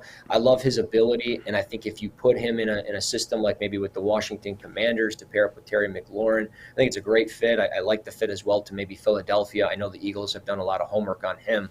So aside from that, I will go. We'll go another receiver, and we'll just kind of stay down this path. We'll go Jahan Dotson out of Penn State. I think he's got the best hands of any receiver in this draft. A lot of people claim he's only a slot only receiver, and I disagree with that. Majority of his snaps have been played on the outside. He had over 1,200 snaps as an outside receiver in college. And you just watch how he's consistently catching the ball away from his frame. He's so fluid. And I think people are going to give him a bad rap and say, well, he's going to get pressed and he's going to get jammed at the line of scrimmage. And I disagree. I think there's times when you watch him against, the likes of Indiana or even Michigan. Against Michigan, he was cooking on Vincent Gray all day long. Against Indiana, he runs a slant route and he works his hands and fights off the press and the jam from the corner. So I think he's going to be just fine at the NFL level. I don't think he gets talked about enough in the first round, and maybe he slips, and maybe he's potentially a guy that the Lions like maybe at 32 or 34. But if he ends up going to the right spot, I think he can be really successful. Okay, break down Sky Moore for me. This is a guy that's stock has risen so much. He's projected at the end of the first, early second round. What do I make of a wide receiver from Western Michigan, Sky Moore? Upside, what are his pros? What are his cons? Is there not enough film on him? Is there size concerns? What's the deal with Sky Moore, and just how good of a wide receiver can he be? I don't see a first round receiver when I watch him. I know a lot of people are out there mentioning that he's going to go to maybe a team like Kansas City or Green Bay in that spot. I don't really believe that. I know there was some character stuff that came out on George Pickens yesterday, so maybe there's a chance that Sky jumps, over George on the list. But realistically, I just see this guy that I don't want to say he's getting overhyped, but we kind of see it every year. We've seen it in past drafts where Tutu Atwell out of Louisville, Dwayne Eskridge came out of Western.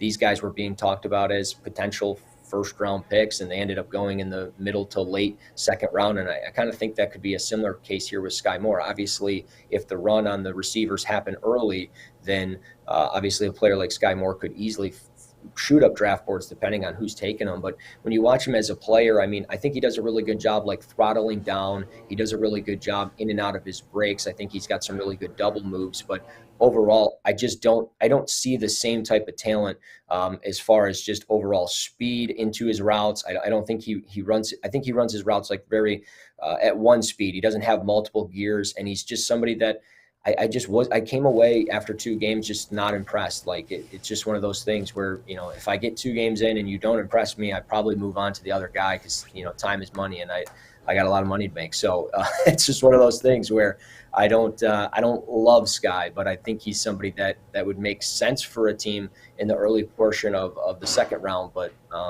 I don't see him as a first round guy. All right. Look, I don't expect you to know exactly what Green Bay is thinking with the 22nd and 28th overall pick. But if you're in their position, are you moving up to secure a wide receiver like a Chris Olave? Or are you sitting there at 22 waiting for Jahan Dotson? I mean, I would love to move up and get Chris Olave. I don't see them doing that. I actually see them staying at 22. I could see them taking a Daxton Hill out of Michigan if he's there. I could see them looking at maybe another corner like a Kier Elam out of Florida. But personally, I think maybe trading out of 28 is a realistic option for them. A lot of rumors have been that Sam Howell's very high in NFL circles, and he's probably going to maybe go at the back end of the first round, or maybe Matt Corral. So if one of those guys go, maybe a team like Atlanta or Seattle, depending on what happens with Baker Mayfield, he won't get dealt before the draft. But if a team ultimately says, hey, we're not going to take Baker, we're going to move up, we're going to trade up. I think you look at Atlanta, you look at Seattle, they've got 2 second-round picks. I think it makes a lot of sense for a team like Green Bay to move back, especially if the board changes for them between 22 and 28. But, yeah, I mean, Jahan Dotson makes sense at 22 or 28, but ultimately I think they're going to go defense with one of their picks, and then, again, I think they're going to try to trade out of there, so it wouldn't surprise me if they moved back a little bit. Fair enough. Russell, I got one more question for you. Gun to your head. Any player on the board, all right?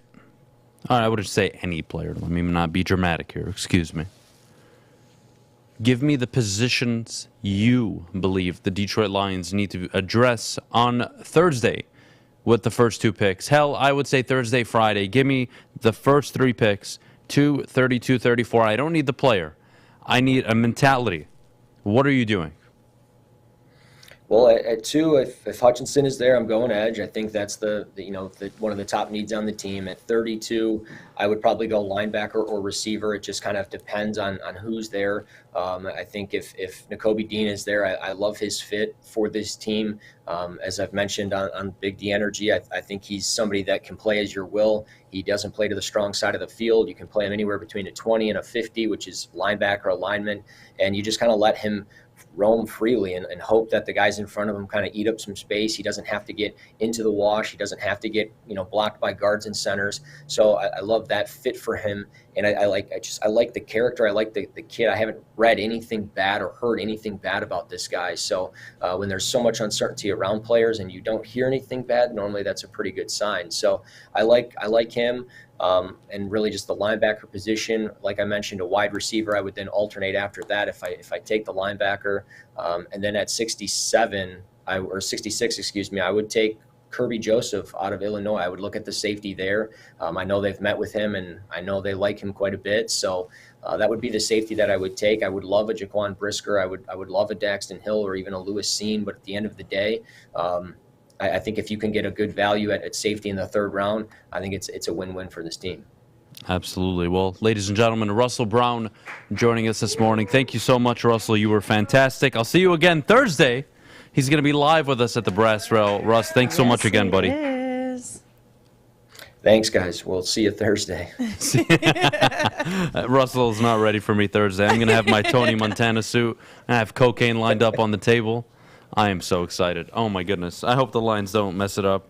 I hope they just stick to edge rusher, make everybody's lives easier. The reaction's going to be great, but I know there's certain people that work here that want to see them take not only a quarterback, but Kyle Hamilton, just to see my upset reaction. Even though I wouldn't be too upset about a quarterback, I would just be very surprised, though. Very surprised. Surprise is the right word. Well, speaking of surprises, Big Boy has great surprises for everyone moving forward, don't they? Yes, they do. Big Boy, they have brought back their signature buffet. Treat yourself this and every weekend from 8 a.m. to 2 p.m.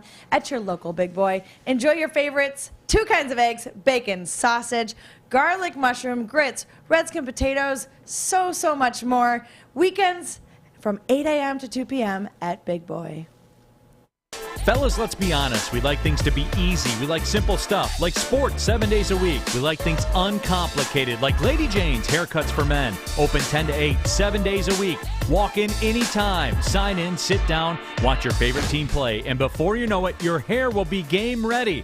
Open 10 to 8, 7 days a week. Walk in anytime. Lady Jane's Haircuts for Men. It's wicked awesome. At Wing Snob, staying humble's not our forte. We just have better wings. We're back at it again with our crispy golden brown fries and our famous boneless wings.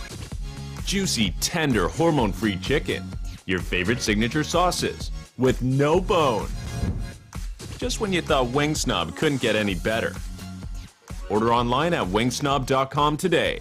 Wing Snob. We just have better wings. We are the network for Detroit by Detroiters. Welcome to the Woodward Sports Network. Well, guys, we've talked about Baker Mayfield a couple times, and he can stay out, if you know what I'm saying. Guardian Alarm gets it. They'll keep you safe and give you peace of mind. Whether you're at home or on the road, they're 24/7 local monitoring. Make sure what is important to you is safe. Call 1-800-STAY-OUT for peace of mind. That's right, you heard Fish. 1-800-STAY-OUT right now and let them know Woodward Sports sent you. Bye. What you wanted, Kyrie. I hope you're happy. Nice. And you have any other feelings you'd like to share? Ben Simmons was on Twitter. I gotta so find do you it not because like he Ben deleted Simmons it. because he's not playing or because he's Australian and he's not playing? No, he's not playing. That's why. Do you need to?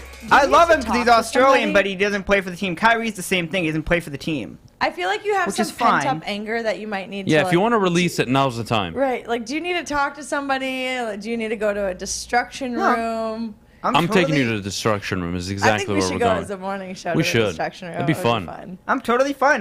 Ben Simmons, he's done some bad things, and, this is what he wanted.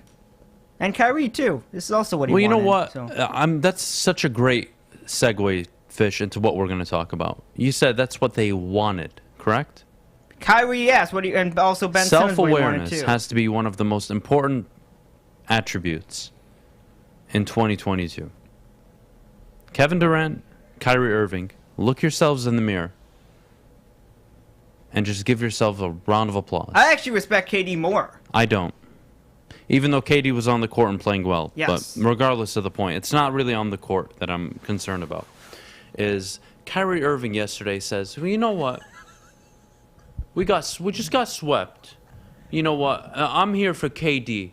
And you know what? The decision we're going to make it with the head coach and the front office and the owner. Kyrie, who the hell are you, man?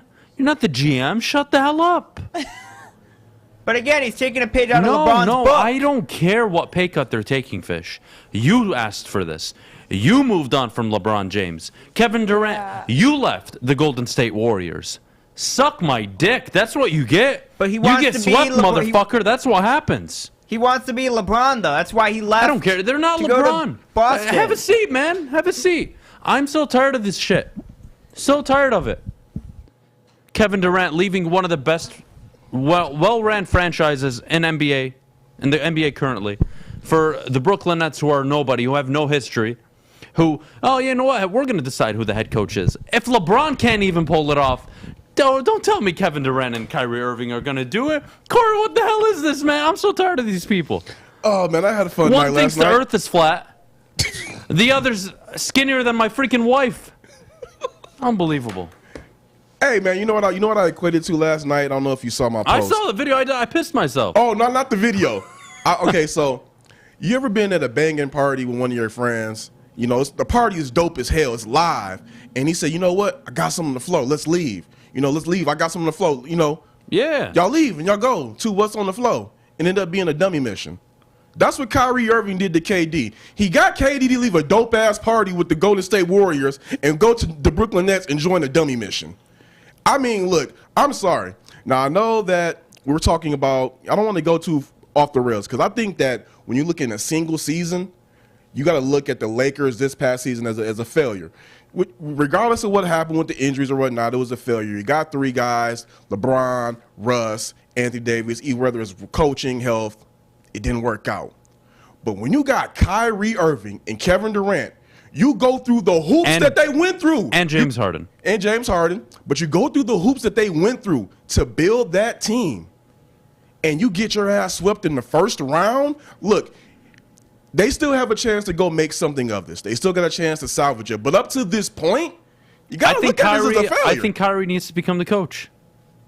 Wait a minute, they didn't need a coach. It was a collaborative effort, I thought. Sometimes I can be the coach. Sometimes KD can be the coach. I can't. Look, again, I think it's so important that players really establish themselves and really, try to get some control of what goes on. Absolutely. This is ridiculous. Hey, bro, you don't know what you're doing. Like, you really don't. And again, you convinced KD to leave the best situation for him, where he wasn't the one. He was the best player on the team. He wasn't the most important player. That was Steph Curry.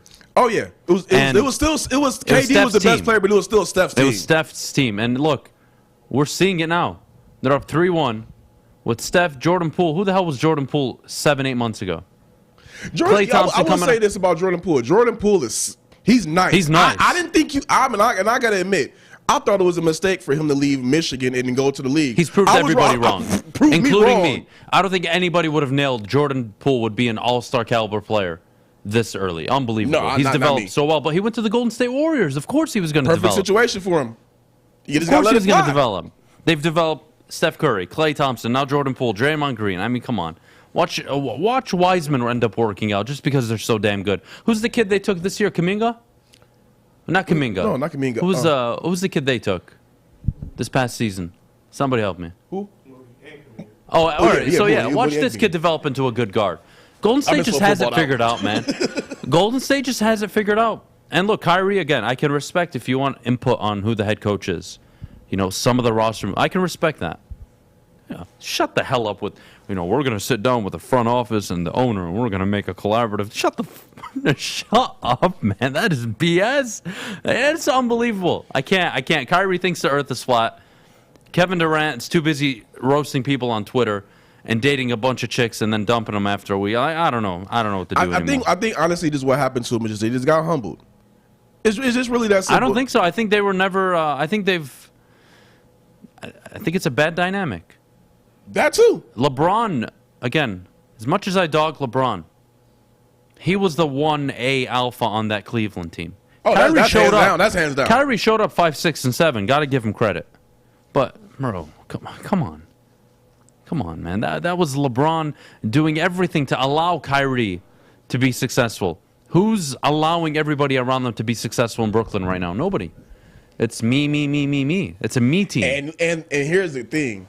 I don't know how they get better because, look, you're going to look at your payroll you got right now. You're going to have KD, Kyrie, who knows what the bleep you're going to get out of Ben Simmons next year if he decides to show up. And then you got to fill that roster out with a bunch of guys who, okay, the past couple of years you could sell, hey, I'm going to go to Brooklyn and try to go get this, I don't want to say easy, quick ring, but you have a better chance of winning. You can't even really sell that no more. And they chose Brooklyn over the Knicks. Why? Because Kyrie didn't want to play for the Knicks. Why? Because he's a bitch and he can't handle media. That's why. Unbelievable. You choose a franchise with zero history. Look, I hate the Knicks. I think they're a scumbag franchise. I think James Dolan shouldn't be an owner in the NBA. Yeah. But I can respect their history. It is the Mecca. It's that simple. It's the Garden. You passed up on playing in the Garden every night for Brooklyn. Decision making 10 out of 10. 10 out of 10. You know what we need though, right? We need the Celtics Warriors finals. We need to see KD and Kyrie's former squads meet up in the finals without them. You know what? I'm really glad you said that I don't think we've talked enough about what the Celtics did, moving Brad Stevens into the front office and bringing in, I don't want to botch his name, Udoka, if I'm correct, the head coach for the Celtics. Hey, when you go home with me along every night, you live a great life. He's got a vibrant read on that locker room right now. Tatum's playing the best ball of his career. Jaylen Brown is probably the most consistent he's ever been. Like that was the one thing that I was arguing with friends on Facebook, about to argue with a couple of guys right now. Look, you got to go ahead and hold KD and Kyrie to the fire. They choked. It was a colossal failure right now to this point. But also, don't take away from what Jason Tatum did. Right now, you're starting to see him come into his own. I was always critical of Jason Tatum, not because that he's not good. He's obviously good. But I'm like, dude, you have a skill set. You got a bag, and you're not giving. And you got a body. You're not showing everything that you can do. And over this, and he was showing in flashes, and then he'll go one day go 33 points, and the next day he'll go 8. Like, dude, that's not you. You can consistently keep that going. Right now, you're seeing him understand, like, yo, I'm an MFing problem. Nobody wants to smoke with me. And how can you guard him? How many players can guard him in the NBA? Maybe 3, 4, or 5. I don't know. He's got two guard handles. He can shoot. He's got a mid-range game. He can post up in the block. Yeah, good luck. He's going to develop into a pretty damn good player. I said by 2025, 2027 at latest, he will be an NBA MVP. I'm with that. I'm with that 100%. Cade Cunningham finished 3rd in the Rookie of the Year voting. Tell me why I should take basketball seriously. Here's the only thing I understood about it. Now, I got to be honest. In my fandom or just looking, I don't need Detroit Lions fan base. No, I test. Cade Cunningham was the better rookie. Point blank, period.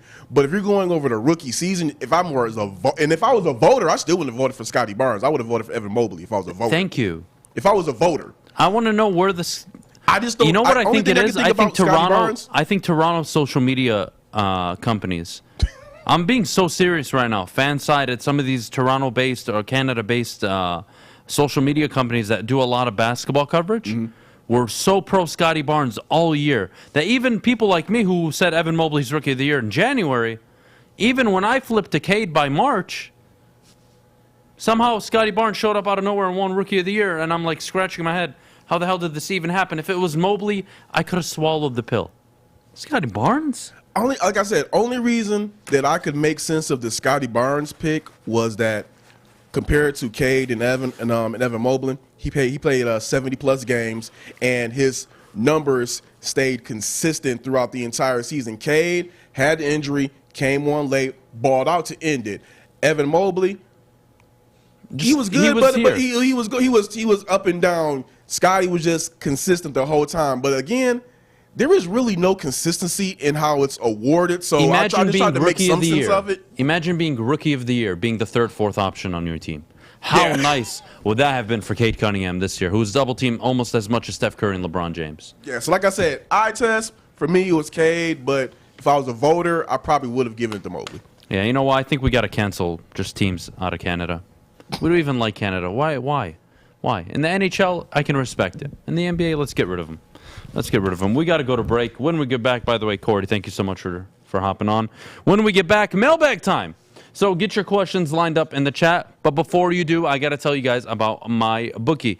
The only place you should be placing your sports bets this upcoming football season. Of course, we are in the off season, so we got baseball right now, the NBA playoffs, the NHL playoffs starting soon. Get it all started at my bookie. Sign up today using code Woodward, and they'll match your first deposit. If you have a gambling problem, call 1-800-270-7117. We all know Cade should have been Rookie of the Year, but you know the saying, Detroit versus everybody. Uh-oh, Cunningham all by himself. Woodward Sports. It took exploring 50 different formulas and hosting countless taste tests, but we believe Gypsy Vodka is the smoothest vodka on the market. Don't believe us? Ask the owners. We're Mike and Adam Kazanowski with High Five Spirits Distillery. We're in close to about 1,200 locations throughout Michigan. We wanted to create a brand that was geared more towards freedom, love, adventure, and at the end of the day, we really wanted to tell a story that inspired other people to take risk, follow their dreams, whatever that might be. the official sticker partner of Woodward Sports. When it comes to stickers and signage, think Sticker Genius. We support this local Detroit business, and we are excited to show you our latest project, the Planet Fitness Studio from Sticker Genius. If you need custom stickers, wall graphics, window graphics, and plenty more, reach out to our friends at Sticker Genius. We at Woodward Sports couldn't be any happier with the service they provided us. They were quick, easy to deal with, and super professional.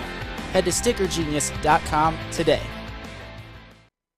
6 dark corners, a driveway and a patio, 5 windows that could become doors.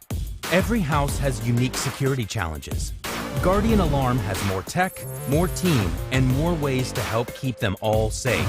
Get a professionally designed and installed security and smart home system from Guardian Alarm. Sign up today and get a free video device. Guardian Alarm. Smart, right from the start. Call 1-800-STAY-OUT. 32 teams, 7 rounds, 224 young men who today are about to become players in the National Football League. A day where lives are changed, fates are decided, dynasties are born, and the clock is always ticking. Draft day in Detroit. A time of hope, a time of wonder, and a time for Detroit Lions fans to act like it's the friggin' Super Bowl. Join Woodward Sports and hundreds of other diehard Lions fans for our NFL draft party and live stream from the Brass Rail Detroit. All your favorite and not so favorite Woodward Sports people will be there. Adam, Terry, Neil, D-Mac, Braylon, Ryan, the heavyweights, NFL scout Scott Bischoff, Maz, Stick, Jeff Maddy, Joey, and more. Come join us at the Brass Rail Thursday, April 28th from 7 p.m. until pick number 32. See you downtown for Draft Day with Woodward Sports. Brought to you by Syntron, Gypsy Vodka, and Planet Fitness. Ladies and gentlemen, Planet Fitness, take your fitness seriously this year. Physical and mental health, I can't stress it enough. 4 to 5 days a week is where I'm going. And where I'm going is Planet Fitness. Again, I'm in the gym. It's a must. Sweet home Alabama. And this is why I love you guys. Anyways, check out Planet Fitness. 0 down, $10 a month. Very, very nice of you guys. Let's get into mailbag question for Adam. What do you think about Phil playing in Saudi Arabia League along with applying to play in both the U.S. Open and the PGA Championship? Getting grilled. Look, Phil, you've made way too much money at this point in your career to be money chasing. Like, enjoy the tour, man. You're going to miss it one day. You're going to miss playing on the tour, and you're going to regret, oh, I played in Saudi Arabia for an extra $5-10 million guaranteed. Like, it's just not a thing, guys. Not a thing. What other questions do we have? Would you grab an edge at 2 and then trade 32 and 34? And what are the compensatory picks to maybe pick, to maybe get a pick next year to trade for 10 and get Willis? Jesus, that confused the hell out of me, Kyle. Anyways, no, I wouldn't trade back into the top 10 to get Malik Willis. No, it's way too much. The team has a ton of holes. Adam, what are you and Stick going to do? Are you and Stick going to do cocaine Thursday night? I don't know if Stick is, but I know I am.